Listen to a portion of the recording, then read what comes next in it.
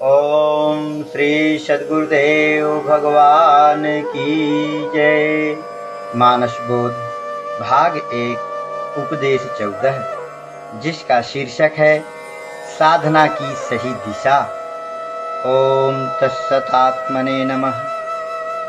ईर्ष्या, द्वेष, क्रोध, भय, बैर विरोध, मोह, ममता, ये सब मन की कमजोरी से होते हैं।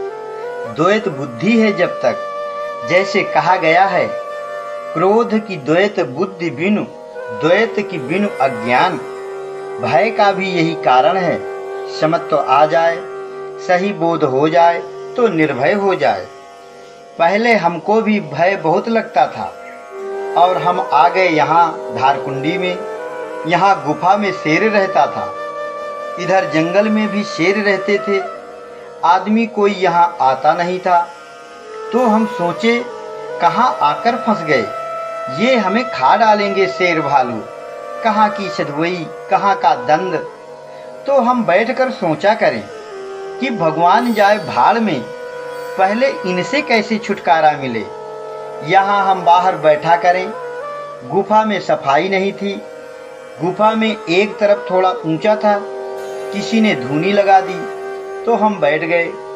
और रामपुर से 2 आदमी आए थे, उन्हें हमने भगा दिया। बैठे तो एक सर्प दिखाई पड़ा, उधर देखी तो दूसरा सर्प दिखाई दिया। उधर से बिलबिलाते चले आए 5-5, 7-7 सर्प। तो हमने कहा अब यह कहाँ का दंड रच गया, भाड़ में जाए। कभी मन में यह भी आता था। हमने सोचा कि क्या किया जाए, तो अंदर से आया कि भगवान सर्पों में भी है, भगवान शेर में भी है, भगवान तो कण कण में है। तो यह हमारी जानकारी की कमी है, यह साधक की अपनी कमी है। और कहते हैं कि अहिंसा प्रतिष्ठायाम तत्सन्निधौ वैर त्यागः। महात्मा के हृदय में अहिंसा प्रतिष्ठित हो जाती है तो अपने और शेर एक साथ पानी पीते हैं। अहिंसा जहाँ प्रतिष्ठित हुई, तहाँ क्रोध का त्याग करके, बैर विरोध का त्याग करके एक आत्मा देखता है। तो हम में यहाँ यह सद्वई कैसे आएगी, कैसे समझ में आएगा। पहले तो यह भय दूर हो। तो फिर हम मेहनत किए खूब 2-3 दिन। तो अंदर से आया कि अच्छा कोई जानवर आवे तो हम बतावें, ऐसे नहीं बनता।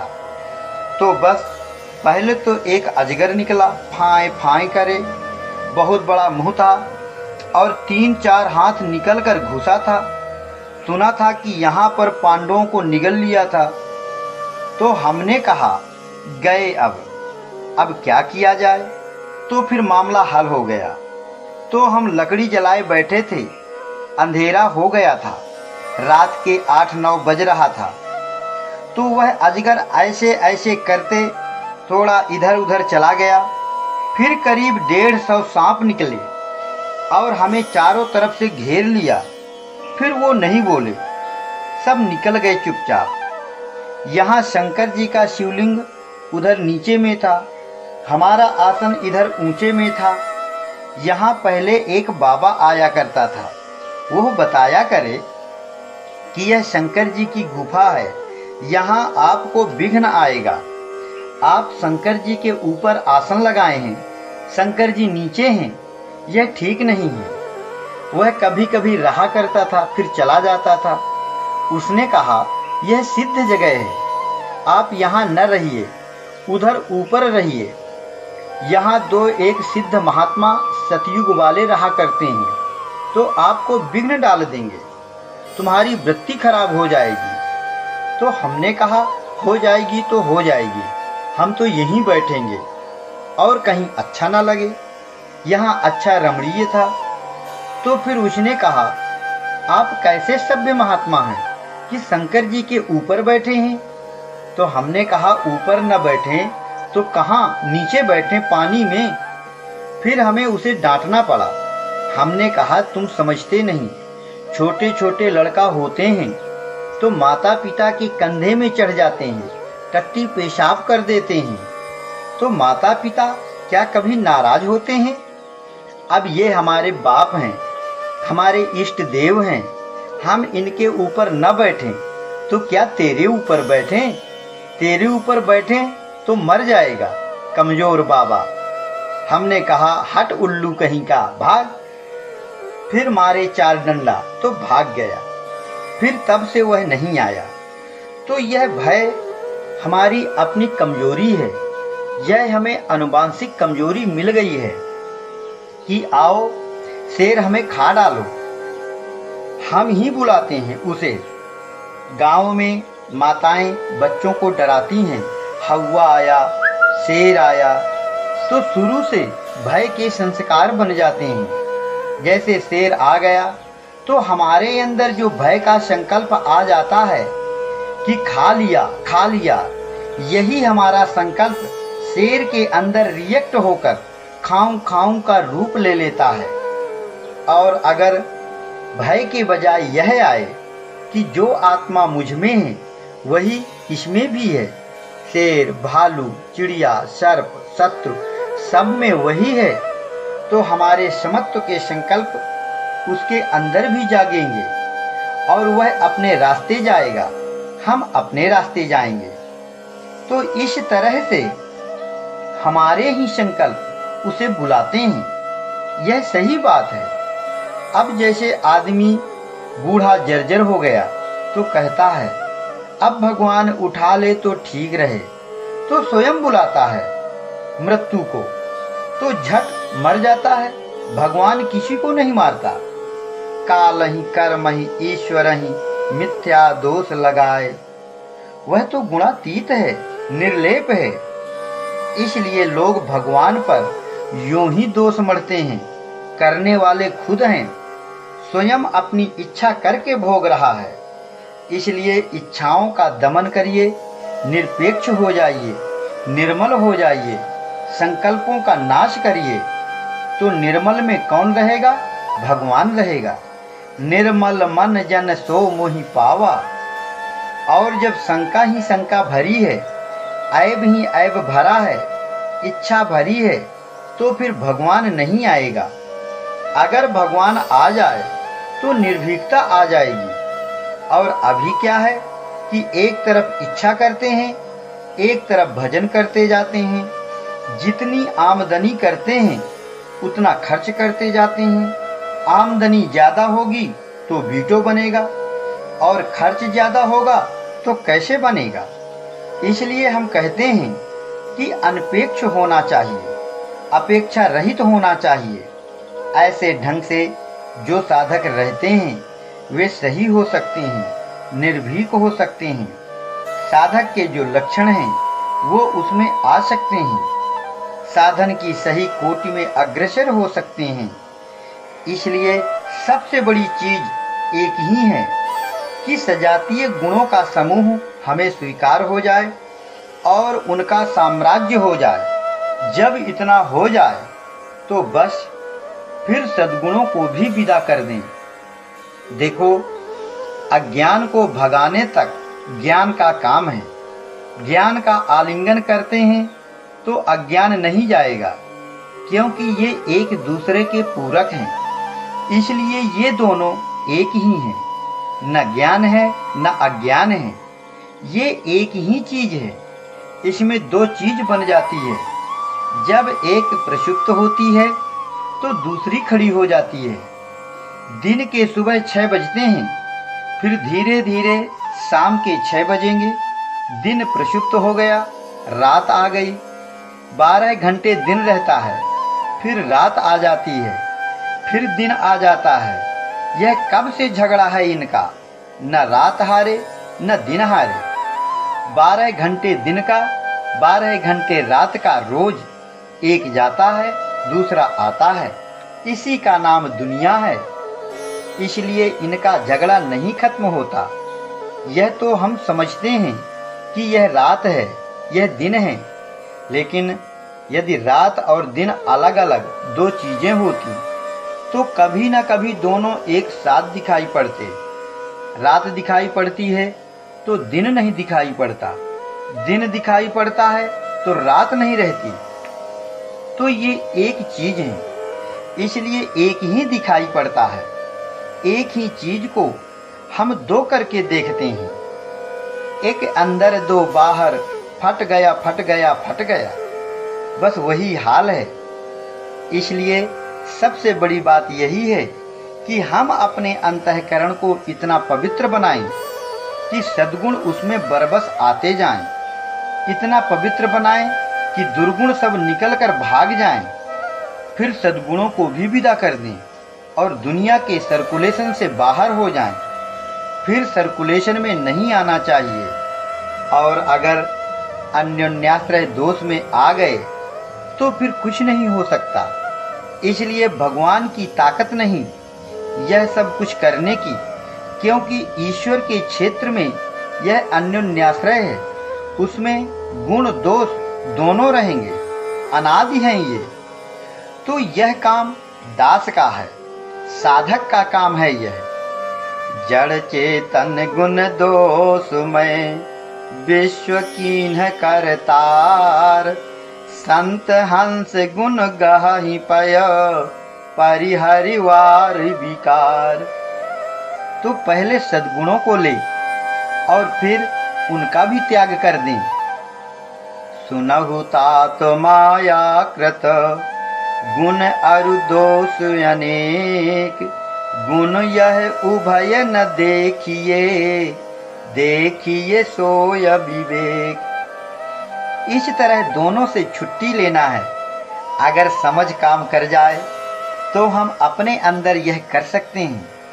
संसार में तो सत असत दोनों रहेंगे। ऋषियों महापुरुषों के मार्ग में चलकर हम यह कर सकते हैं। यह जनरल नहीं है, यह पर्सनल है। इसे कर लिया जाए तो कल्याण हो सकता है। बस यहीं से मुक्ति का मार्ग है। सद्गुरु कृपा कर दें, सत असत से बाहर कर दें, बस कल्याण हो जाता है। दुनिया से मतलब नहीं, इसका नाश नहीं है। पैदा होंगे, मरेंगे, इसलिए यह मुक्ति का मार्ग है, कल्याण का मार्ग है। जिस गुरु के लाल के, भाग्यशाली के हृदय में नाम रूप के प्रति प्रेम पैदा हो जाए, वह इसे प्राप्त कर सकते हैं। तभी अभय आ सकता है, निर्भय हो सकता है। मुक्त पुरुष ही निर्भय होता है। मुक्तस्य किम लक्षणम निर्भयम। तो अभय बहुत बड़ी डिग्री है, साधारण नहीं है यह। दो रूप हैं कर्म के, एक माया क्षेत्र के कर्म हैं, दूसरे ईश्वरीय कर्म। संसारी कर्मों का प्रतीक है कंस, ईश्वरीय कर्मों का प्रतीक है कृष्ण। कृष्ण और कंस ये दो शब्द हमेशा एक दूसरे के अपोजिट हैं। देव दानव, सुर असुर, राम रावण, कृष्ण कंस, दुर्गुण सद्गुण, हंसी रुलाई, दिन और रात, दुख और सुख, गरीबी और अमीरी, ये एक दूसरे के अपोजिट हैं। इनका झगड़ा कभी खत्म नहीं होता। यह झगड़ा अनादिकाल से है, यह खत्म नहीं होगा। इसलिए कंस और कृष्ण का भी झगड़ा है। कंस कर्म है, किसी साधक की ऐसी ही रिसर्च है, उसकी खोज है, उसकी अपनी थीसिस है। लेकिन कंस बहुत खतरनाक है। उसने मार मार भजन करने वालों को कहा, क्या बैठे बैठे करते हो। कंस महाबेईमान दुष्ट। हम कहते हैं कंस कर्म को, कर्म से कोई बच नहीं पाता। बड़ी गहन गति है कर्म की।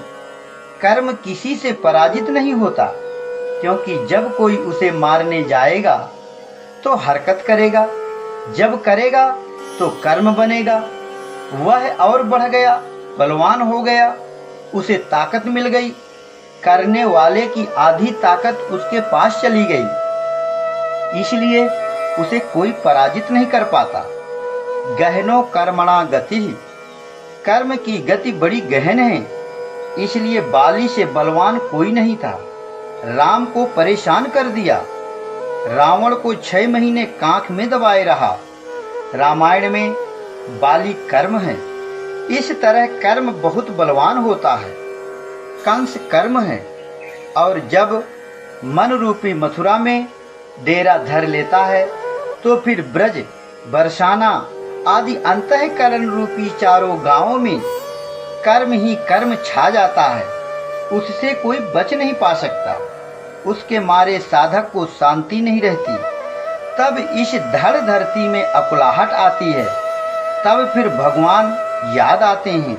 इंद्रियों में, इंद्रियों के अधिदेवों में, अध्यात्मों में 14 अधिभूत, 14 अधिदैव, 14 अध्यात्म, सब में लगन लग जाती है। हे तारणहार आओ, इस आतताई को खत्म करो।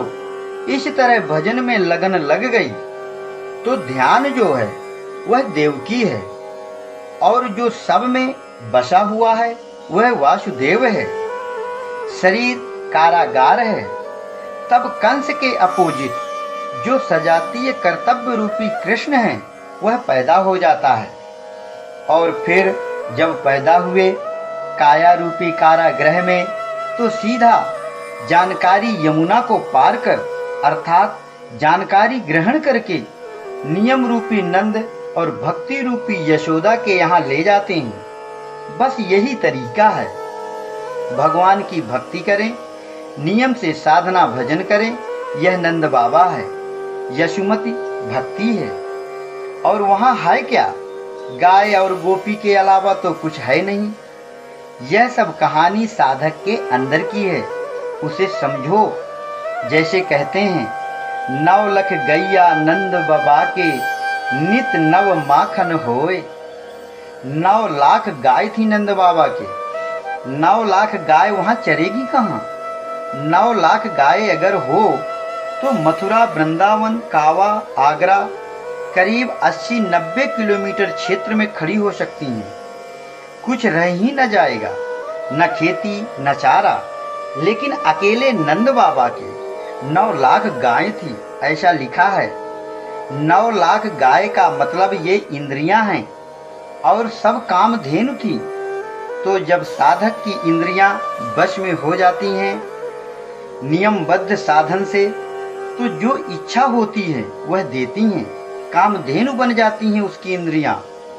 जब साधक जिस आदमी को ध्यान में देखकर बुलाए और वह भागा चला आए, इतनी बड़ी एनर्जी आ जाए, तब काम चलता है। वशिष्ठ मुनि के पास ऐसी ही कामधेनु थी। विश्वामित्र शिकार के लिए गए थे 50,000 पलटन को लेकर। ये राजा थे।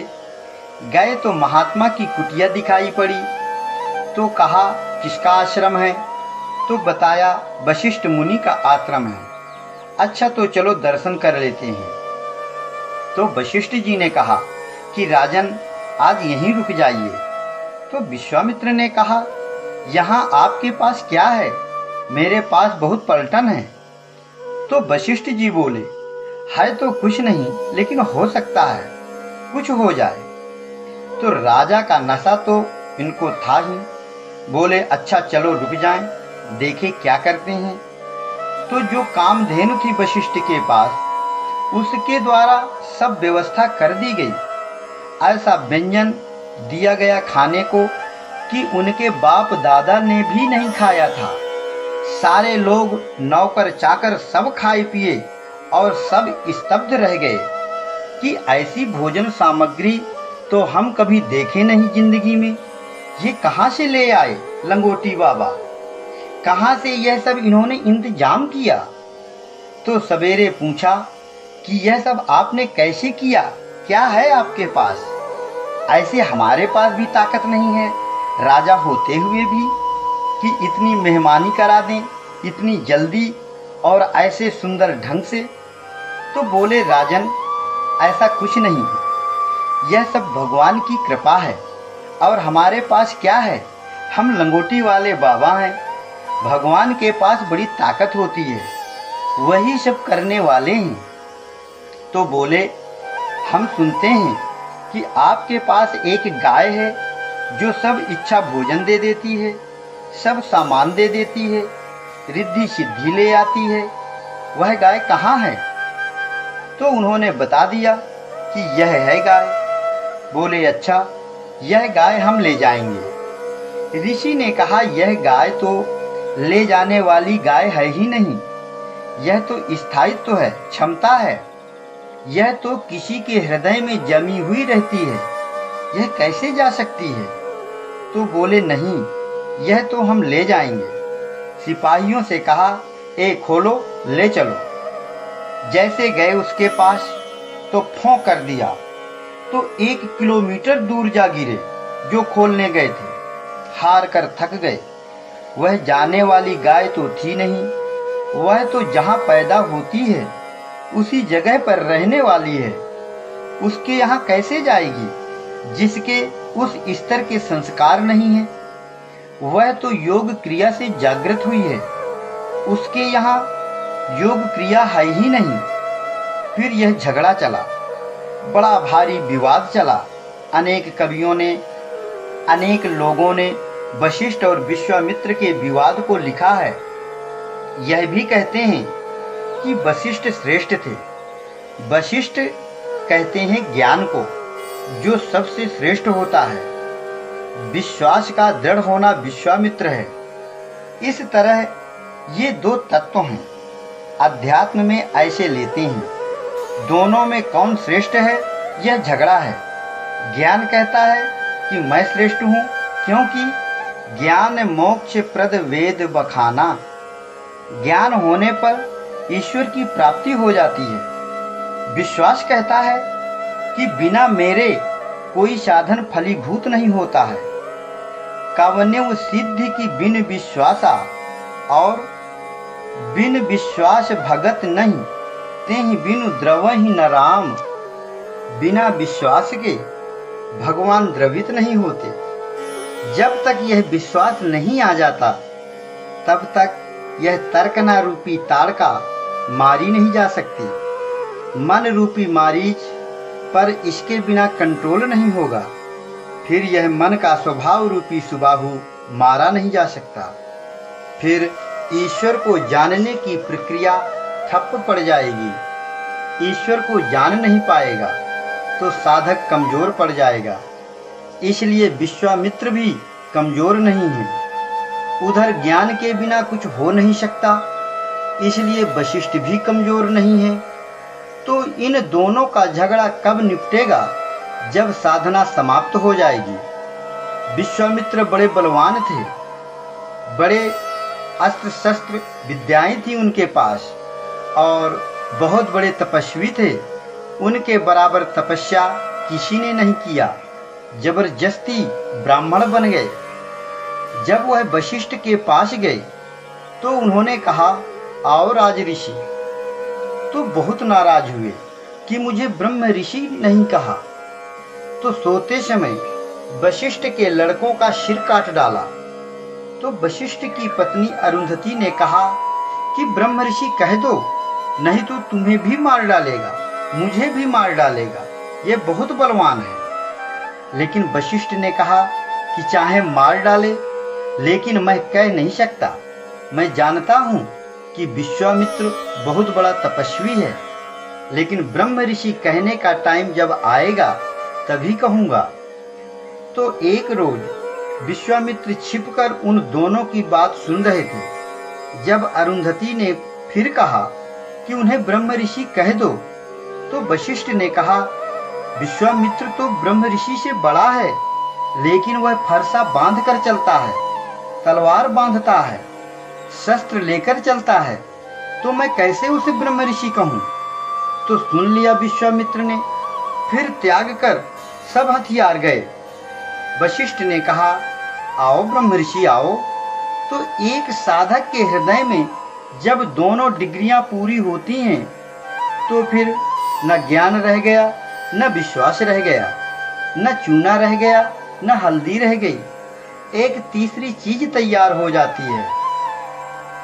जब हृदय में एक संविधान बनकर तैयार होता है, उस ग्रंथि को, ग्रंथि समूह को अंतःकरण कहते हैं, जो अंदर के विभागों को क्रियान्वयन करता है, जो अंदर की क्रियाओं का संचालन करता है, जो अंतःकरण में अनुगत चेतन का प्रतिबिंब है, वह 4 भागों में बांटा जाता है।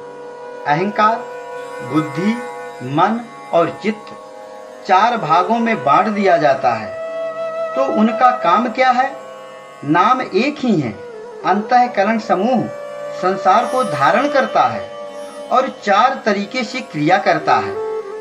मन संकल्प करता है, बुद्धि निश्चय करती है, चित्त चिंतन करता है और अहम ईगो करता है। अहंकार अपना बोध कराता है। तो एक ही अंतःकरण 4 भागों में बंट जाता है। महापुरुषों ने, गुरु लोगों ने अपनी सुविधा के लिए इसके 4 भाग कर लिए हैं। एक ही आदमी जो बड़ा मोटा तगड़ा होगा तो वह पिटाया नहीं पिटेगा, हराया नहीं हारेगा। तो इसके 4 भाग बना दे तो यह पिट जाएगा। माया जो अनिर्वचनीय है उसको समझना कहना मुश्किल है, उससे पार पाना कठिन है। माया भगवान को भी आच्छादित किए हुए है। माया छन्न न देखिए जैसे निर्गुण ब्रह्म। वह माया है भी नहीं भी है, सत्य भी है असत्य भी है, सही भी है गलत भी है और सही गलत के परे भी है। ऐसी जो माया है अनिर्वचनीय है। तो इसको कंट्रोल कैसे किया जाए? जब हम इस पर कंट्रोल पा जाएं, इससे पार पा जाएं, तो फिर हृदय में भगवान आ जाएगा। प्रकृति पार प्रभु सब उर्वासी। अब इसमें यह देखना है कि कैसे हम भगवान को प्राप्त करें। जितनी कल्पनाएं हैं, जितना अंतःकरण है, मन है, बुद्धि है, चित्त है, अहंकार है, इन्हें रोक दिया जाए और भगवान जैसे है वैसे हम बन जाएं। निर्मल आकाशवत, उसमें कुछ नहीं है। न खाना है, न पीना है, न सोना है, न जागना है, न अच्छा है, न बुरा है। वह एक रस है, व्यापक है, शुद्ध है, बुद्ध है, अजन्मा है, अरूप है, अलख है, अविनाशी है। ऐसा स्वरूप है और यही स्वरूप सबका है। यह ऐसा स्वरूप नहीं है जो अभी है, नाम रूप है। यह तो हमने उस निर्मल स्वरूप को छोड़कर कल्पनाओं का रूप दे दिया है। फिर हमने चिंतवनों को दे दिया है। फिर हमें इस चीज की जरूरत है, यह जरूरत है, बस इसी में फंस गए। तो भजन का मतलब यही होता है कि हम अपनी कल्पनाओं का दमन करें, हम अपनी इच्छाओं का दमन करें, इच्छाएं ना हो। ईश्वर में मन की गति को रोकने का उपाय करें। कहीं यह मन न रुके तो अपने इष्ट देव में रुके। उसे हम रोकते रोकते जब खड़ा कर देंगे तो उसमें चेतन का प्रतिबिंब पड़ जाएगा और फिर यह तोता जैसे बाली तोड़ कर लटक गया था, वैसे ही हम परमात्मा के स्वरूप को पकड़कर उसी में झूम जाएं। ऐसी स्थिति जब आ जाए, हम उल्टा हो जाएं, हम अपनी क्रिया को संसार से उल्टा कर दें, तो फिर बच लिए।